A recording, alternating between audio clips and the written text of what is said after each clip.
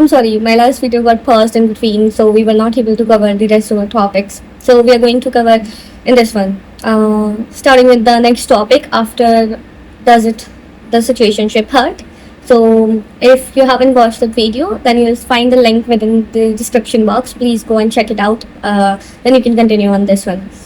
So after knowing whether the situationship hurt or not, then of course it hurt because our nervous system can't identify fake and real feelings. Okay, moving forward, it also have one important point, which is attachment connection. Because of course, if you're having feeling to someone and in a relationship, you have the attachment is there. So situationship is not a generation problem. If you're thinking like only Gen Z people are attracted to it or being part of it, then no, more than a generation problem, it's an attachment problem. And how it's attachment problem? Because as I told you, as a human, we all have different attachment styles, and each of our attachment style attract according to the relevant attachment style. Okay, depends on our frequency also. To make it a little bit easier for you, I'll give you a few examples. How it's an attachment problem and not a generation problem. Because so basically we have few types in the attachment. And first type is secure. Secure is like when you're feeling full, when you don't need any external validation, you don't need anybody's presence to feel complete, like that. So that is a secure attachment. Meanwhile, there's an anxious. The another one is anxious attachment, where the person is scared to lose someone, the other person. So they continue to settling in bare minimum, doing things which they don't like, ignoring things, and be so engrossed in people pleasing. Those are anxious people because they always have that fear, that anxiety, that if I'm going to be authentic, if I'm going to be what I am feeling, then the person will going to leave me. So that anxiety, when the person feel it, that is the anxious attachment. And another one which we have is avoidant attachment. And these kind of people who are having that avoidant attachment, they basically avoid the pressure, the labels in the relationship. Labels as in that they don't want to confirm over someone whom they are with, no matter how attached they are, how deeply engrossed they are to that specific person, and to avoid, because they feel pressure while giving the label, they feel caged up, so they try to keep things open.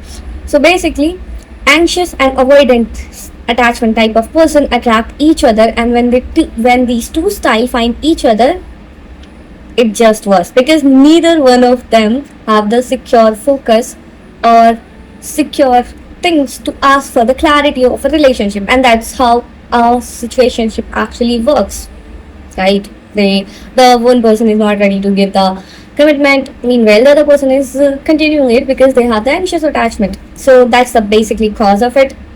Now after it, what is the way forward? Okay, like if you are into it and you have identified it, now what's later on? Then there are 3 steps I'm going to give you. First one is name what you want actually. Don't feel like what world want, what should be right, what you actually want. Ask yourself this time and then find out the answer. I would suggest, if you can write, then please write, because if you can't say it clearly to yourself, you can't say it clearly to anybody. So first name what you actually want, whether you want a relationship, whether you want a safety, what's there, what's your priority out there. Then second step is ask real question once clearly, and this time you will ask it to the other person. Now your own task has been completed because you have already named what you actually want. Now you're aware. Okay, now your task is to ask it from the another person. You need clarity. So this time please ask it to them only once, that too clearly, not giving any explanation, just straightforward this time.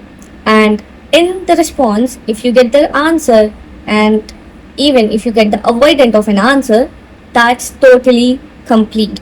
Do not mistake it that it's incomplete, they need some time, I need to wait for it. No, avoidant answer is an answer. And last third step is decide from your self-respect, not from your fear. Do not let your anxious attachment take over you or your avoidant attachment take over you and then decide your future over it. Please decide from your self-respect. What do you actually want? What are your values? What are your boundaries? Then decide it. Because eventually Staying and leaving is a choice, but making this choice consciously, not to just have the hope that, oh, they will come someday. Just make it for yourself. Keep this thing to yourself this time.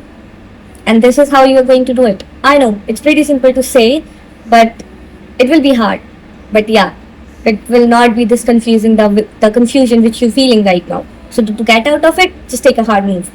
And I'm telling you, believe me, that would be the greatest relief. Now comes to the last part. Once you will have the clarity, once you will get every single thing, because eventually you somehow know what will be their answer, or maybe they can give you the clarity. Of course, see, people are not actually avoidant. If you're going to ask them, maybe they can give you the clarity. So it's a win-win situation eventually for you. Maybe for some time it hurt, but doesn't matter. Now when we have touched the part of hurt, now it comes to the last stage of this video, which is the honest part. Now, if I'm going to say that it doesn't hurt, then I will lie, because it actually hurt, and it, as I told you, it hurt similarly like a breakup. It is so hurtful, and I seriously learned it very hard way, and I wish somebody had told me that you are not asking for something big. You are not needing. You are not too much. You are just asking for a clarity, and that is so basic human need, because as a human you just want to know where you stand in another person's life whom you are keeping everywhere. This is so human, basic. Do not let the world make you feel low on yourself just because they think you are too much, you are too needy. No, you are not.